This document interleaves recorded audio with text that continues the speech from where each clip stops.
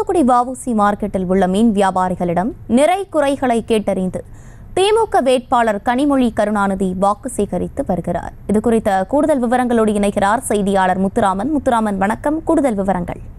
வணக்கம்.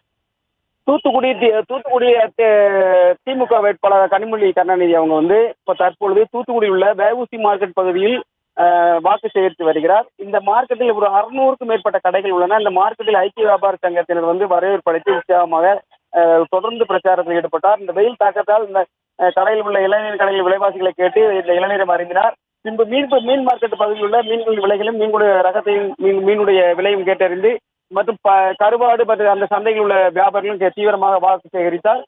மார்க்கெட்டில் 600 கடைகளிலும் உள்ள ஒவ்வொரு கடைகளாக விவரங்களையும் அதனுடைய விலைவாசி குறித்து சில பொருட்களை வாங்கியும் மகிழ்ந்தார். குறிப்பாக இந்த பிரச்சாரம் தற்போது அதாவது தூத்துக்குடி அமைச்சர் கீதா ஜீவன் மற்றும் மேயர் ஜெகன் பெரியசாமி உள்ளிட்டோர் நிகழ்வில் கலந்து கொண்டு தொடர்ச்சியாக இப்போது வாக்கு சேகரித்துக் கொண்டிருக்கிறார். விவரங்களை வழங்கியமைக்கு நன்றி முத்துராமன். செய்திகளை உடனுக்குடனும் துல்லியமாகவும் தெரிந்து கொள்ள சப்ஸ்கிரைப் பண்ணுங்க.